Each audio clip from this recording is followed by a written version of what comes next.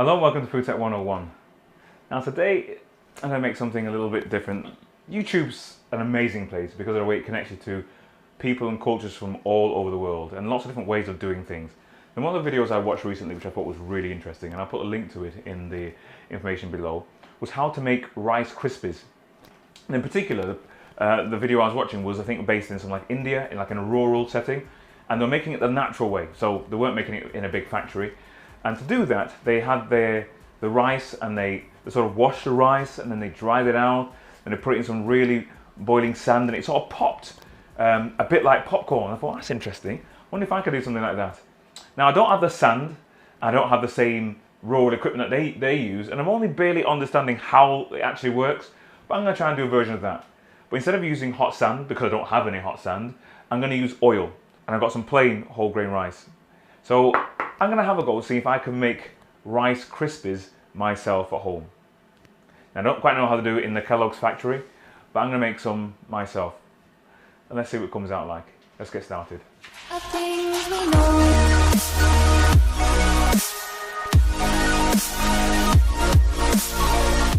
Alright, so as far as I can understand, this is a procedure I think you do. I'm not entirely sure why every stage is in there. I'm just going to try and copy what I've seen them do, and then we'll see what kind of results we get. So the first thing that they seem to do, and this is me watching them in a rural setting, so I can't see clearly, and there is no description, but I think first thing they do is they add a little water to the rice, not much, and then they spend quite a bit of time mixing it through. Not entirely sure why. My guess, if I was trying to work it out from a food tech science point of view, is that mixing the water, a little bit of water gets inside the actual grain itself, and sunlight must soften or pre-do something. So when it goes into the hot environment, maybe the sudden evaporation of the water on the inside makes it swell up and burst. I don't know. I'm not entirely sure.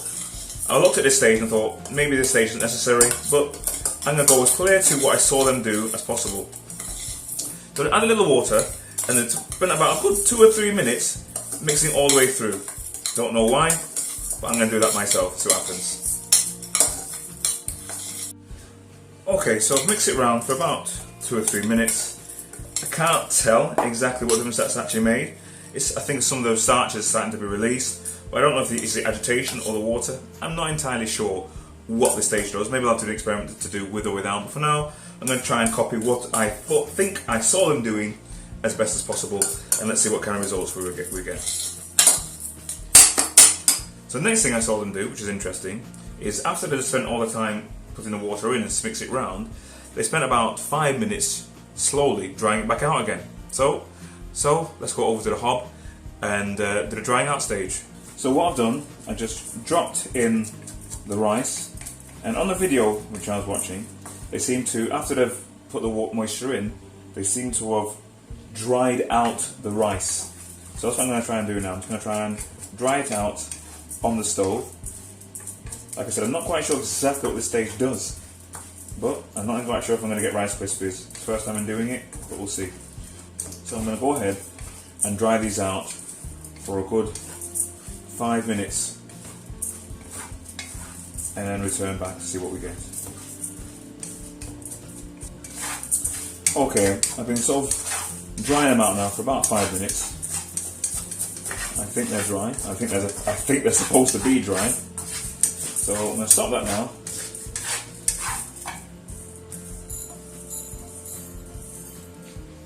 So far, we've sort of half soaked or mixed in a few tablespoons of water into our rice grains, and then we dried them back out again.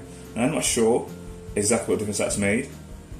The rice grains seem a little softer, seem a little more translucent, so maybe it's done something.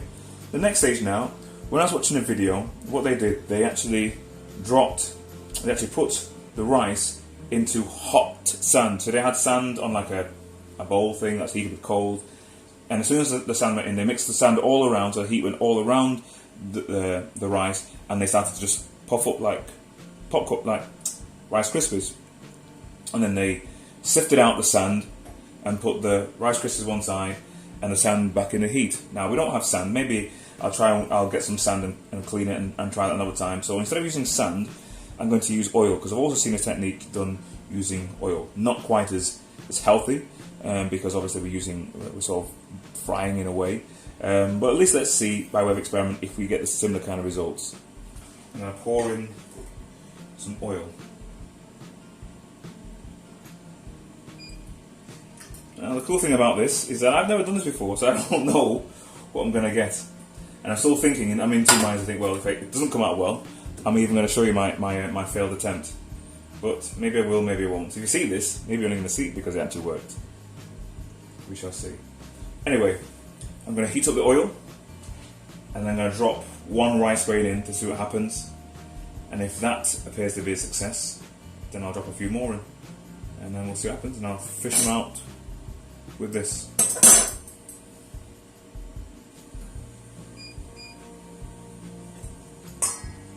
I've thrown a grain in. It's not as if come out like what I call popcorn.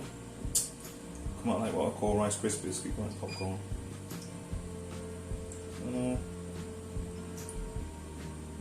Not working out yet. Nope. This hasn't worked as far as I'm concerned. So I'm going to try a couple more grains with the temperature a little bit higher. And then what I might do, because that's not worked, I'm not going to dump a whole bunch of rice in there. I'm going to cook the rice, then try it again, see what comes out. Okay, so cook the rice now, and it's just let it dry out a little bit on this sort of sieve.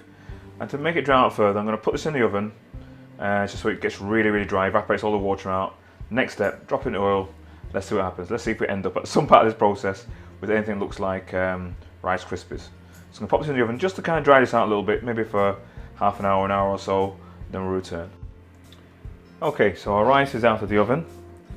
It's been kind of half cooked and then fully dried out. I'll tip it into here.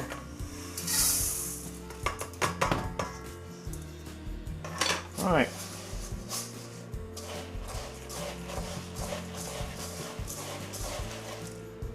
Okay.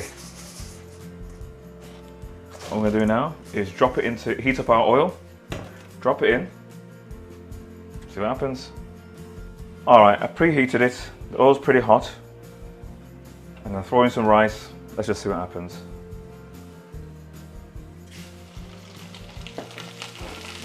Woo! Here we go.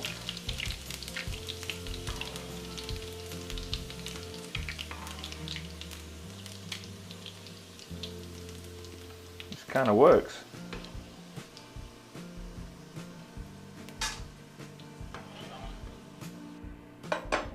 What I'm going to do, I'm going to throw it all in.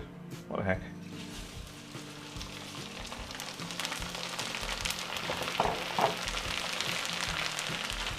Woo!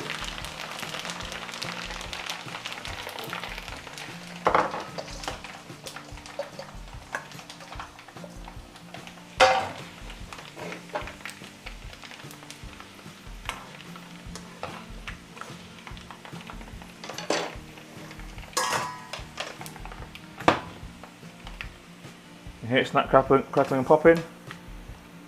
There we go. Pour it off.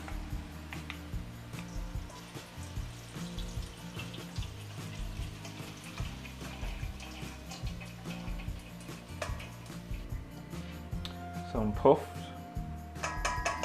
rice. There you go. It's worked. A little bit of a time-consuming process, but I'm sure if you with a bit of practice you can refine that. Now, depending on what kind of rice you use, will depend on how fat it fluffed up. This is just whole grain rice. Maybe I'll try it again with different types of rice, but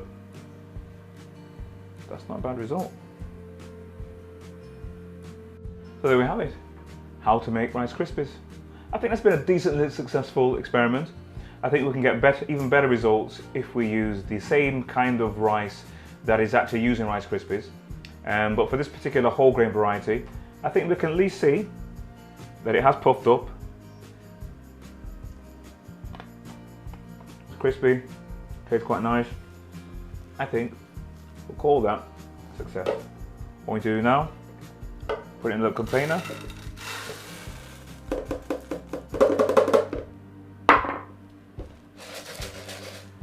And we've got a nice taste of cereal to use or snack whenever we want.